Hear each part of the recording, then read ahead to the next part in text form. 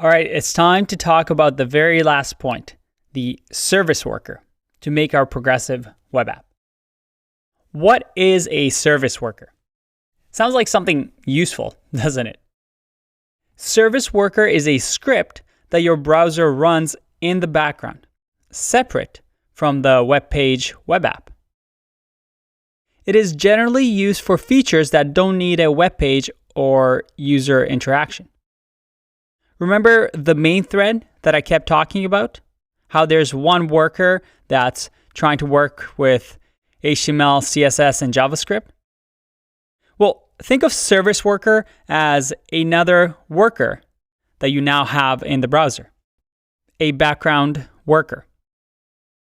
And it acts as what we call a programmable proxy, allowing us to control what happens on a request by request basis.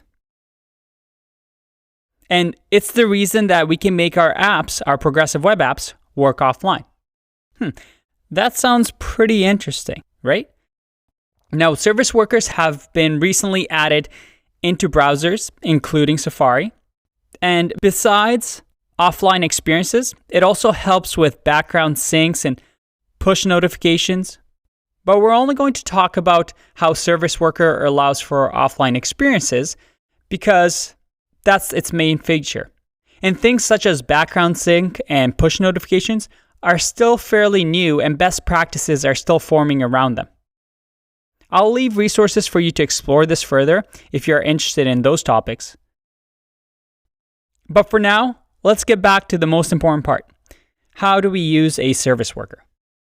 Well, if we go back to our Create React app, you might remember that we created within our Create React app, well, we didn't really create it. It created it for us, this file called register service worker. And if we go to index.js, we remember that in our main app that we render, we had our React DOM.render, but also we had this function, register service worker, that I kind of brushed it off up until now. This register service worker gets imported from, you guessed it, our register service worker file. And as you go through this file, it can look pretty overwhelming, but they have great comments to show you what it does. But let me show you the gist of it and what this entire file is doing. It's a lot simpler than you think. Let's open up a new tab here and open up our console. This is what the register service worker is doing. That's a little too big. Let's see if that works.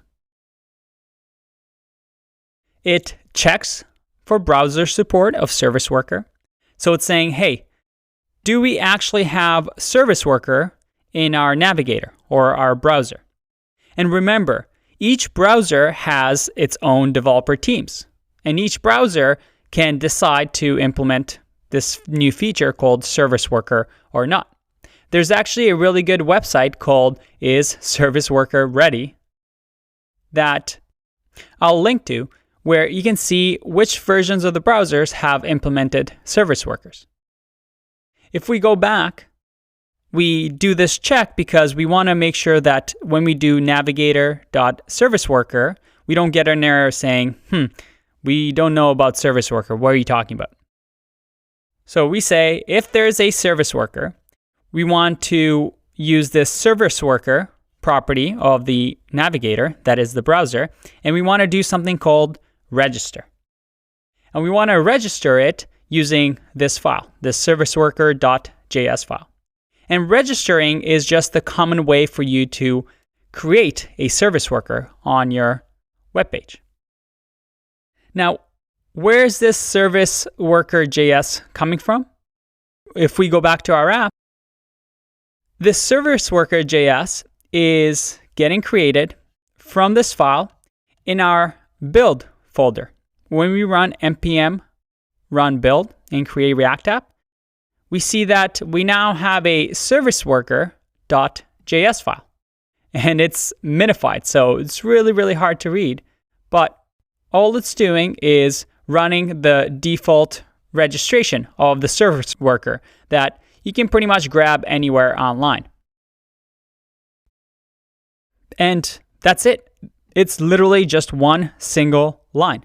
You see that it's a promise that returns the registration, and we can just log out some properties on it, but there's a successful registration. And if it fails, well, it fails, and we can say, oops, service worker registration fails. With just this if statement, we check if the browser has service worker, and if it does, we just simply run the register function. Fairly simple.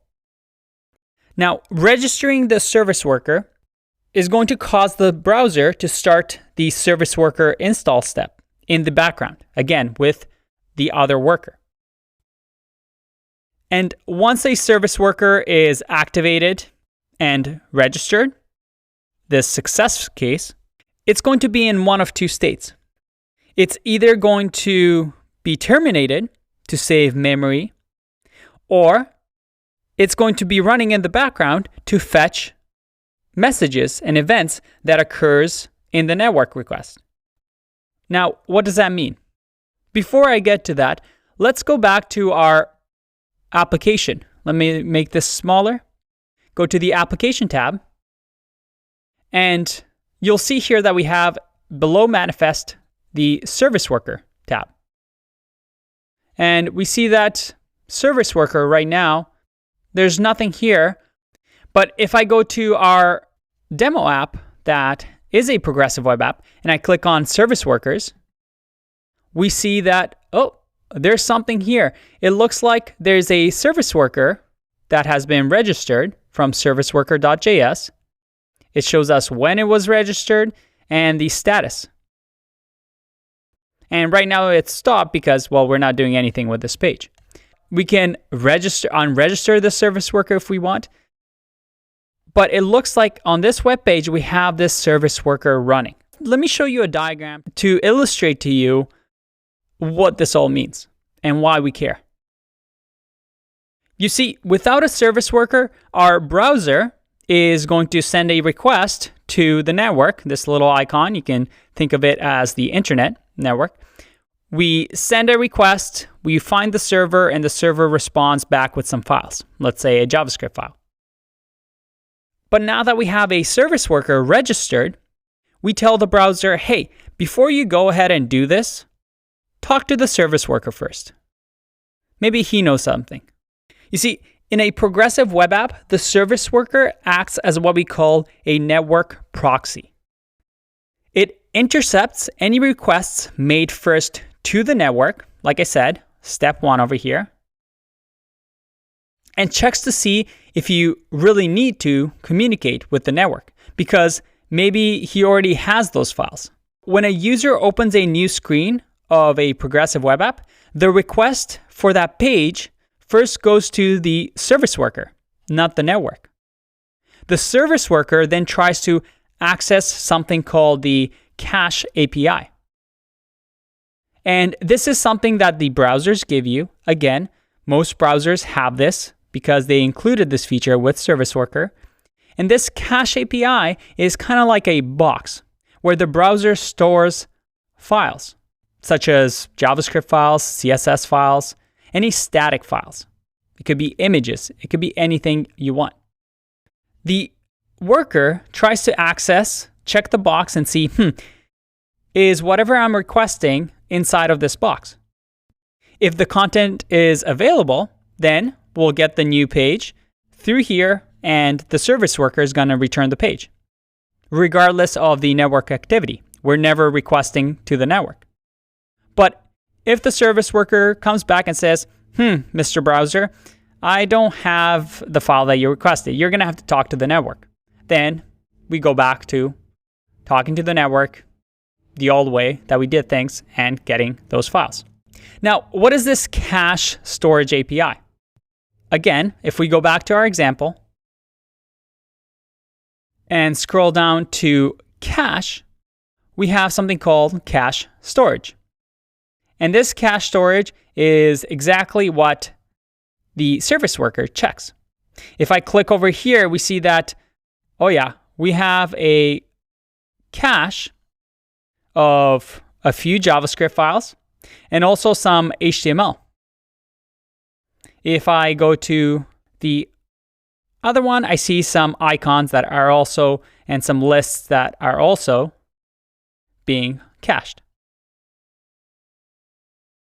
Very cool. So we cache the website or the shell of the website. Remember, whatever we want to work offline in this cache storage API via the service worker. So that on repeat visits, even though the very first time the user browses and goes to a website, it'll have to go to the network because this cache API will be empty. Once the network returns with those files, we can cache those files, and on repeat visits, the app shell can be loaded instantly. All right, stop talking, Andre. Show me how we can actually do this thing. Show me some code. Well, you're in luck. In the next few videos, we're going to go through these steps and finally turn our app into a progressive web app. Before I do that, again, I just want to show you how things work underneath the hood. If we go back to our Create React app, I wanted to show you how this would work before Create React app implemented service workers. Because right now it's kind of being done behind the scenes for you, which is really, really nice. But what if you had to implement it on your own? It's actually quite easy, and you can look at this page that I'm going to link to show you what you would have done. If you go over here, we see that all we needed to do was download something called Service Worker Precache. And in our build step, where we say React scripts build, we would just run this command, the Service Worker Precache with config of this file. Kind of similar to how Webpack config worked. So we give it this configuration file.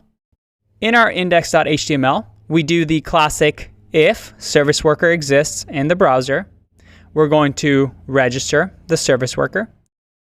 We have our manifest file that we add.